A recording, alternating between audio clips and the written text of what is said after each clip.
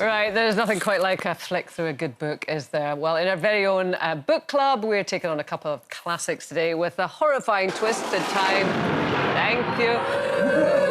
For Halloween weekend, first the classic ghost story, The Woman in Black. Brought to the big screen by Daniel Radcliffe, of course. Jonathan will know that. The book explores the eerie memories of lawyer Arthur Kipps, who is sent to settle the affairs at Eel Marsh House. Whilst there, he is haunted with noises and sightings of the Woman in Black. So, have you ever seen a ghost, Jonathan? Well, before we say that, you know, The Film Woman is Black was written by my wife. Was it really? Oh, my goodness. Yeah, it was. Oh, I didn't know that. I would love to see a ghost. I've always wanted to see it. Danny Dyer told me he'd seen a ghost once. He said he saw sort of like a monk figure walking along by a canal where he was staying. And then I said, was there a monastery nearby? And he said, yes. And I said, do you think it might have been a monk from the monastery? He said, yes. But when I was in Traitors Castle, when I was up there, I had a genuine... Because they say that castle's haunted, and there was a Where monk the Traitors... where we were filming it, Oh. because a lot of the time you were on your own in rooms, and I went in one of the rooms, I was on my own, and it was near the end of the day filming, so they turned a lot of lights down, and I was just looking at some of the stuff there, and I heard this noise behind me that was so... Was it Celia? You've stomped on my punchline now. I was going to say it was like a banshee's wail, and I turned around and Celia was farting. And then Kay stole my joke. He stole the joke. Shame on you, Kay. Robbed. Oh, my God! It's because you never imagined it was going to be Celia. I've got the same puerile sense of humour. I'm so sorry. She loves any fart story, this one. She's always been obsessed. did. Do you actually believe in ghosts? I do and I don't. I don't believe in ghosts in the way that we see visuals of them. That kind of came into being in the Victorian era when photography was first introduced and they started mocking up pictures.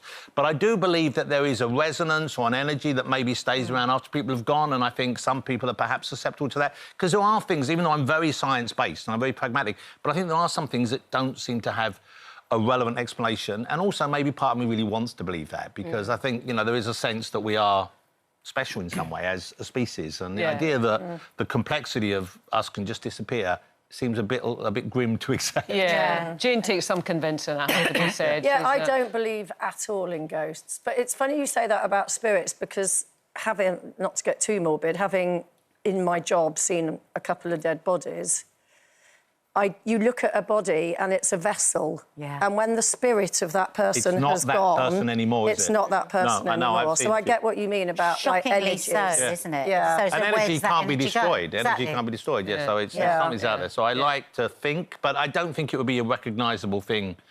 And if we do go somewhere else, I don't think we'd feel like it's us. Well, Nadia, you said this morning that you thought you'd seen a presence. How would you describe it? Yeah, a long time. And I don't believe in ghosts, and I've never been that person that's looking for them. But I was in Spain. We were in this villa. It was kind of creepy. There was, like, some rooms were just a bit weird, and the kids didn't want to go into them on their own. Wasn't thinking much of it.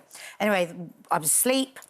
I wasn't drunk, I'd just like to say, because I was breastfeeding. Because everyone always says, were you drunk? And I was woken up by very cold air, and I looked, and there was this child, and now this is the bit I get so embarrassed about, because she had a white night dress on. She had, like, the full costume, Hollywood costume of a ghost. She had a white and she had a black down here, and she just looked so like my child, my older child.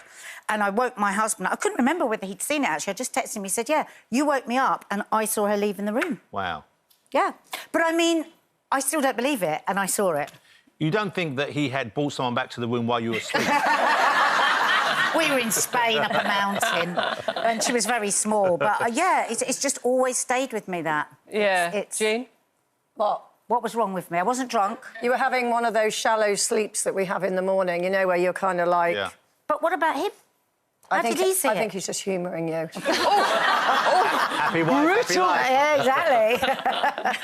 And that's why we want to see Jane in the Traitors castle. Yeah, you would be great in it. absolutely. I think you'd all be great in it, because everyone who goes in, they bring a different kind of vibe and different skills, and it's like, I think... Well, that's another thing that's so brilliant. I mean, nothing as fascinating as the human condition and the way that people respond. So it's like, you could really, I think you could put anyone in there. It would be having had the experience of the bewitching. Traitors in, Jonathan, and you enjoyed it, would you do it? I know you're not going to do it again, but knowing what you know now, would you do it? No, I wouldn't be able to do something like that again. Would you do it differently? I would do it differently. If I went, I'd like to have seen what it's like to be a faithful. And when I went in, I did say I don't really mind what I am. Yeah. I'd probably rather prefer to be a traitor, but I don't think I would. I don't think I've got the emotional strength to do it again. Yeah. I think I'd find it too debilitating, and knowing you're going in there would ruin a whole year. Wow. You know, and let's face it, I might not have many left. So I'm just looking after myself.